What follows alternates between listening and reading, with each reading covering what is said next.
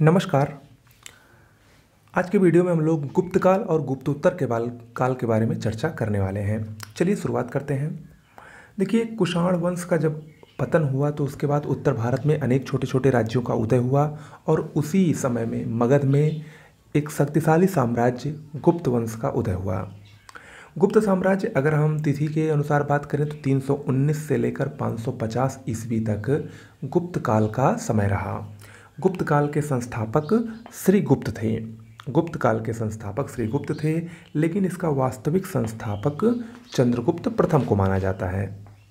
चंद्रगुप्त प्रथम ने 319 ईस्वी में गुप्त संवत चलाया तथा लिच्छवी राजकुमारी कुमार देवी से विवाह भी किया था। देखिए, चंद्रगुप्त प्रथम ने गुप्त संवत 319 में चलाया था और कल मैंने आपको बताया था कि शक संवत जो कि कनिष्क ने चलाया था कुषाण वंश के, वो 78 ईस्वी में चलाया गया था। ठीक है, तो कभी कभी प्रश्न पूछता है गुप्त संवत और शक संवत के बीच कितने वर्षों का अंतर है, तो ये लगभग आपको 241 वर्षों का अंतर इन दोनों के बीच में है। ये आप नोट डाउन कर लीजिएगा। ओके, गुप्त साम्राज्य में बहुत सारे शासक हुए, लेकिन अगर हम प्रमुख शासकों की बात करें तो चंद्रगुप्त प्रथम, समुद्रगुप्त, चंद्रगुप्त द्वितीय, कुमारगुप्त, स्कंदगुप्त और विष्णुगुप्त। विष्णुगुप्त गुप्त साम्राज्य का अंतिम शासक था। अगर हम बात करें, देखिए उससे आगे बढ़ने से पहले अगर आप लोग हमारे चैनल से जीएस हिंदी की बेहतरीन नोट्स यूपी पीसीएस के लिए आरओ एआरओ स्पेशल या यूपी ट्रिपल एससी के किसी एग्ज़ाम की तैयारी कर रहे हैं वो चाहिए, या यूपी टेट सुपर टेट से संबंधित नोट्स चाहिए, या करंट अफेयर्स की आपको सिर्फ करंट अफेयर्स की पीडीएफ चाहिए पूरी कंप्लीट 1 साल की, तो इस नंबर पर व्हाट्सएप या टेलीग्राम के जरिए मैसेज करके संपर्क जरूर करिए। ओके, चलिए आगे बढ़ते हैं। समुद्रगुप्त के बारे में जानते हैं। समुद्रगुप्त को भारत का नेपोलियन कहा जाता है और उसको भारत का नेपोलियन विंसेंट स्मिथ ने कहा।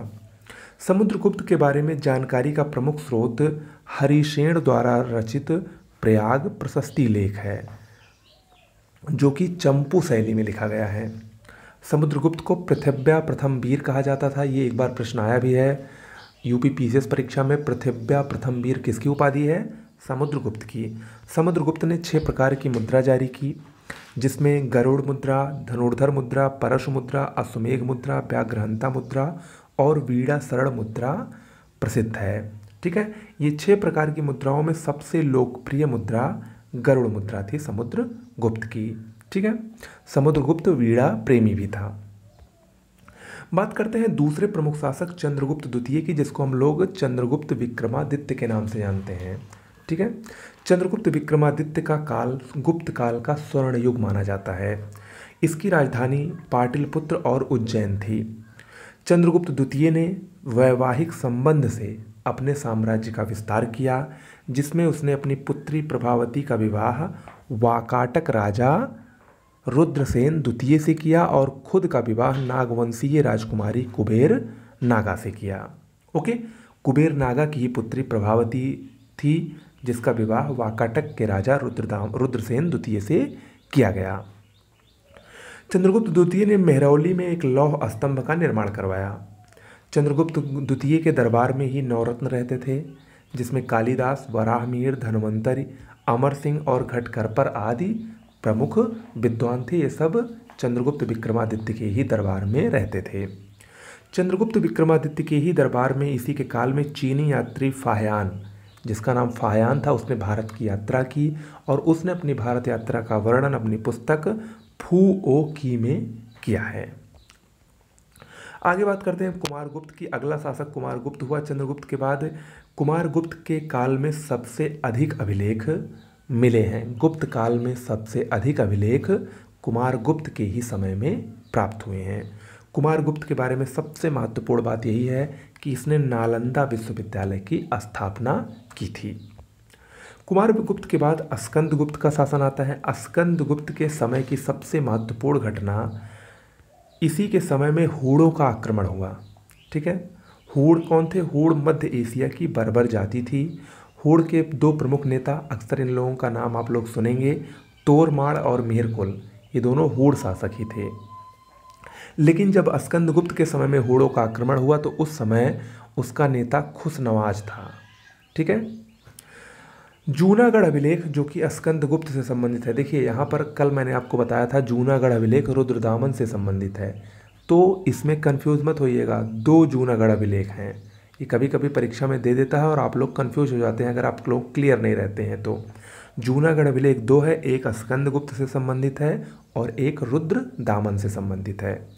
तो जूनागढ़ अभिलेख जो कि स्कंदगुप्त से संबंधित है, इसमें होड़ों की पराजय का जिक्र है, लेकिन इसी स्कंदगुप्त के एक और अभिलेख जिसका नाम है भीतरी अभिलेख, उसमें केवल होड़ों से युद्ध का वर्णन किया गया है, ना कि परिणाम का।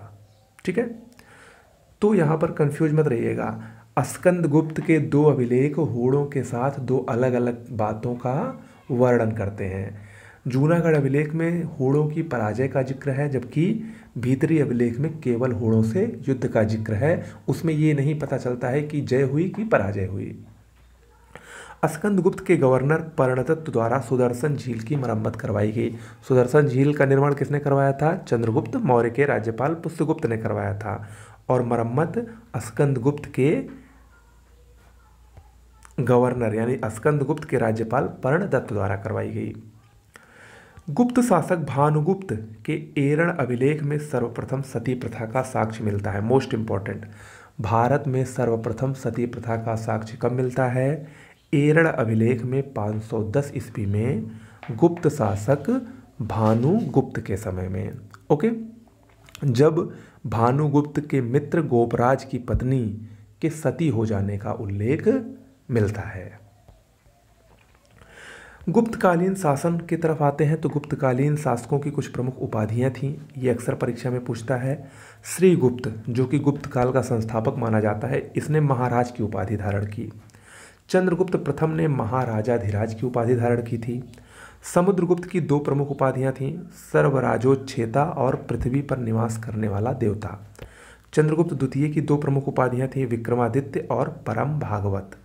कुमारगुप्त को महेंद्रादित्य कहा जाता था, जबकि स्कंदगुप्त को शक्रादित्य और कुमारादित्य कहा जाता था। तो ये कुछ प्रमुख उपाधियां हैं, ये अक्सर परीक्षा में पूछी जाती हैं। गुप्त काल के कुछ प्रमुख अभिलेख देखिए गुप्त काल में अलग अलग शासकों से संबंधित कुछ प्रमुख अभिलेख हैं जो कि परीक्षा में पूछे जाते हैं। प्रयाग प्रशस्ति लेख, ये समुद्रगुप्त से संबंधित है, हरिशेन द्वारा रचित है ये। भिलसड़ अभिलेख, ये उत्तर प्रदेश के एटा जिले में स्थित है, कुमारगुप्त से संबंधित है। मानकुंवर अभिलेख इलाहाबाद में है, ये भी कुमारगुप्त से संबंधित है। जूनागढ़ अभिलेख स्कंदगुप्त से संबंधित है। भीतरी अभिलेख गाजीपुर में है, स्कंदगुप्त से संबंधित है। और एरण अभिलेख भानुगुप्त से संबंधित है, जिसमें सती प्रथा का सबसे पहला साक्ष्य मिलता है। गुप्त काल की कुछ प्रमुख विशेषताओं को अगर हम देखें तो गुप्तों की राजकीय भाषा संस्कृत थी। दो गुप्त शासक समुद्रगुप्त और कुमारगुप्त ऐसे थे जिन्होंने अश्वमेध यज्ञ किया था। गुप्त काल में साम्राज्य प्रांतों में बटा था, जिसे देश या भुक्ति कहते थे। ओके, ये इंपॉर्टेंट है। गुप्त काल में साम्राज्य प्रांतों में विभाजित था, जिसे देश या अवन भी कहते थे, अवन या भुक्ति कहा जाता था।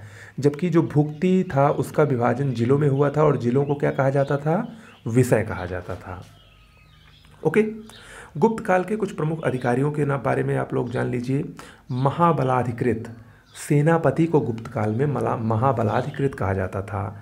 महादंड नायक, न्यायाधीश को कहा जाता था। संधि विग्रहक, ये युद्ध या शांति का मंत्री होता था। उपरिक, ये देश या भुक्ति का अधिकारी होता था। विषयपति, ये जिले का अधिकारी होता था। सार्थवाह, ये व्यापारियों का प्रधान होता था। ओके, गुप्तकालीन समाज और अर्थव्यवस्था के बारे में अगर हम लोग जानें तो गुप्त काल में ही सबसे पहली बार कायस्थ जाति का उल्लेख हुआ, याज्ञवल्क्य की स्मृति में। याज्ञवल्क्य की स्मृति में ही सर्वप्रथम महिलाओं को संपत्ति का अधिकार दिया गया। गुप्त काल में देवदासी प्रथा, सती प्रथा, पर्दा प्रथा और दास प्रथा का प्रचलन था। गुप्त काल में शूद्रों की स्थिति में सुधार हुआ और शूद्र अब खेती करने लगे, अर्थात वे कृषक बन गए थे। गुप्त काल में सर्वाधिक स्वर्ण मुद्राएं जारी की गईं। सबसे पहली सोने की मुद्रा किसने जारी की? विम कटफिसस ने जारी की। लेकिन सर्वाधिक मात्रा में सोने की मुद्रा किसने जारी की? गुप्तों ने जारी की। मंदिरों और ब्राह्मणों को दान में दी गई भूमि गुप्त काल में अग्रहार कहलाती थी। नारद के अनुसार 3 प्रकार की भूमियाँ थीं, खिल, अर्धखिल और वन, जबकि अमरकोश के अनुसार कुल 12 प्रकार की भूमियाँ थीं। कुछ प्रमुख भूमियों के नाम देख लीजिए। क्षेत्र, ऐसी भूमि जो खेती करने योग्य होती थी उसको क्षेत्र कहा जाता था गुप्त काल में। वास्तु, निवास करने योग्य भूमि वास्तु कहलाती थी, जबकि गैर कृषि योग्य भूमि खिल कहलाती थी। इंपॉर्टेंट है, याद रखिएगा। गुप्तकालीन कला और धर्म के बारे में जाने तो गुप्त काल को कला और साहित्य की दृष्टि से भारतीय इतिहास का स्वर्ण युग कहा जाता है। मंदिर निर्माण कला का जन्म, जो कि नागर शैली में मंदिर बने थे, वो गुप्त काल में ही इसका जन्म हुआ। यानी मंदिर बनाने की परंपरा सर्वप्रथम गुप्त काल से ही प्रारंभ हुई। इसके अलावा नव वैष्णववाद का भी जन्म गुप्त काल में ही हुआ। त्रिदेव की परिकल्पना, जो हम लोग ब्रह्मा विष्णु महेश को त्रिदेव मानते हैं, ये भी गुप्त काल में ही प्रारंभ हुआ। गुप्तों का राजकीय धर्म वैष्णव धर्म था, यानी वो विष्णु के पुजारी थे और उनका राजकीय चिन्ह गरुड़ था। षट दर्शन, जो 6 दर्शन हैं, उनका अंतिम रूप से संकलन भी गुप्त काल में ही हुआ। गुप्त काल में 2 प्रमुख चित्रकलाओं का जन्म हुआ, अजंता की गुफाएं और बाघ की चित्रकला। दोनों, अजंता की गुफाएं औरंगाबाद महाराष्ट्र में स्थित है, जबकि बाघ की चित्रकला मध्य प्रदेश के ग्वालियर में स्थित है। अजंता गुफा ये बौद्ध धर्म के महायान से संबंधित है। इसकी खोज जेम्स अलेक्जेंडर ने की थी। देवगढ़ का दशावतार मंदिर, जो कि झांसी में स्थित है, ये शिखर का पहला उदाहरण है और इसकी रचना, इसका निर्माण गुप्त काल में ही हुआ। इसके अलावा भीतरगांव मंदिर, ये कानपुर में स्थित है, ये केवल ईंटों से बना मंदिर है, ये भी गुप्त काल में ही निर्मित हुआ। नवनीतकम, ये गुप्त काल का प्रसिद्ध चिकित्सा ग्रंथ है, मोस्ट इंपॉर्टेंट है। नवनीतकम गुप्त काल का प्रसिद्ध चिकित्सा ग्रंथ है और गुप्त काल में प्रसिद्ध चिकित्सक कौन थे? धन्वंतरी, मोस्ट इंपॉर्टेंट है। वराह मिहिर, ये गुप्त काल के प्रसिद्ध ज्योतिषी थे। इन्होंने पंच सिद्धांतिका, बृहद संहिता और लघु जातक की रचना की।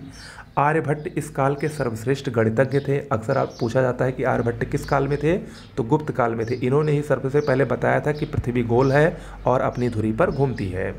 कालिदास इस काल के सर्वश्रेष्ठ कवि थे। इनको भारत का शेक्सपियर कहा जाता है। इन्होंने बहुत सारे नाटक जैसे मालविकाग्निमित्रम, विक्रमोर्वशीयम, अभिज्ञान शाकुंतलम, 2 महाकाव्य रघुवंश और कुमार संभव और कुछ खंड काव्य मेघदूत और ऋतु संहार की रचना कालिदास ने ही की थी। ओके, चलिए इसके बाद हम लोग आगे आते हैं गुप्तोत्तर काल की तरफ। गुप्त काल में इतना ही। गुप्त काल के बाद जब गुप्त काल का पतन हुआ तो उसके बाद छोटे छोटे अनेक वंशों का उदय हुआ, जिसमें बल्लभी के मैत्रक वंश थे, मालवा का अशोधर्मन था, पंजाब के हूण थे, कन्नौज के मौखरी वंश थे, पुष्यभूति वंश था। इन्हीं को गुप्तोत्तर काल कहा गया, यानी गुप्तों के बाद का काल कहा गया। तो गुप्तोत्तर काल में मैत्रक वंश, मौखरी वंश, गौड़ वंश, पुष्यभूत वंश, हूण वंश आदि प्रमुख हैं, जिनमें मैत्रक वंश, जो कि बल्लभी गुजरात में स्थित था, इसका संस्थापक भट्टार्क था। महाकवि भट्टी, आप लोगों ने नाम सुना होगा, ये ध्रुवसेन चतुर्थ के ही दरबार में रहता था। इसके बाद आते हैं दूसरे वंश की तरफ, कन्नौज का मौखरी वंश। इसका संस्थापक हरिवर्मा था। इसका जो प्रमुख शासक था वो था ईशान वर्मा, जिन्होंने महाराजाधिराज की उपाधि ग्रहण की थी। इसके बाद सबसे महत्वपूर्ण गुप्तोत्तर काल का वंश है स्थानेश्वर का पुष्यभूति वंश। इसका संस्थापक पुष्यभूति था, लेकिन इसका प्रमुख शासक हर्षवर्धन था। हर्षवर्धन के बारे में जानते हैं। हर्षवर्धन को भारत का अंतिम हिंदू सम्राट कहा जाता है। इसकी राजधानी कन्नौज में थी। हर्षवर्धन का अगर हम शासनकाल देखें तो 606 से लेकर 647 ईस्वी तक था। देखिए, ये जो 647 ईस्वी जब हर्षवर्धन की मृत्यु होती है, यहीं से प्राचीन इतिहास को समाप्त घोषित कर दिया जाता है और यहाँ से शुरुआत होती है मध्यकाल की। और यहाँ से मध्यकाल 2 भागों में बढ़ता है, 647 से 1210 ईस्वी तक, 647 से 1206 ईस्वी तक ये पूर्व मध्यकाल कहलाता है। और जब दिल्ली सल्तनत की स्थापना होती है तब उसके बाद से मुगल साम्राज्य के पतन तक का काल उत्तर मध्यकाल कहलाता है। ओके, तो कुल मिला के 647 ईस्वी ये प्राचीन इतिहास की समाप्ति का द्योतक है। हर्ष की राजधानी कन्नौज थी। हर्ष के विषय में जानकारी का स्रोत बांसखेड़ा या मधुबनी अभिलेख है। भारतीय हातिम और सकलोतरा पथनाथ की उपाधि हर्षवर्धन को दी गई थी। हर्षवर्धन को लॉर्ड ऑफ 5 इंडीज भी कहा जाता है। बाणभट्ट जिन्होंने हर्षचरित की रचना की, जयसेन और मयूर ये हर्षवर्धन के प्रमुख दरबारी कवि थे। हर्ष स्वयं एक बहुत ही बड़ा विद्वान था। उसने 3 प्रमुख नाटक लिखे जिसमें रत्नावली, नागानंद और प्रियदर्शिका प्रमुख है, इंपॉर्टेंट है। हर्षवर्धन कन्नौज सभा और प्रयाग सभा का प्रतिवर्ष आयोजन करता था, जिसमें जो प्रयाग सभा है इसको महामोक्ष परिषद के नाम से जाना जाता है। इसका आयोजन प्रत्येक 5 साल पर होता था, याद रखिएगा। प्रयाग सभा का आयोजन प्रत्येक 5 साल पर होता था और वो यानी हर्षवर्धन जो कन्नौज सभा और प्रयाग सभा का आयोजन करता था वो बौद्ध मतानुयायी होने के नाते इसका आयोजन करता था, क्योंकि वो बौद्ध धर्म को मानता था। हर्षवर्धन के समय में चीनी यात्री ह्वेनसांग आया था, जिसने अपनी भारत यात्रा का वर्णन एक पुस्तक सी यूकी में किया है। ओके, तो ये हो गया गुप्तोत्तर काल। तो इस तरीके से हम लोगों ने इस वीडियो में गुप्त काल और गुप्तोत्तर काल को देखा।